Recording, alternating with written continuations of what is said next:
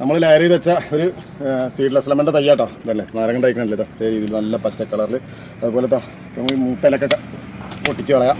ഇനി വേറെ എങ്ങനെ ഉണ്ട് നോക്കാം അല്ലേ. അപ്പോൾ മഴക്കാലം പെട്ടെന്ന് വന്ന കാരണം നമുക്ക് മാർച്ച് പോലെ മഴ കിട്ടിയ കാരണമാണ് ഇപ്രാവശ്യം നേരത്തെ എല്ലാ നാരവും കായ്ച്ചിട്ടുണ്ട്.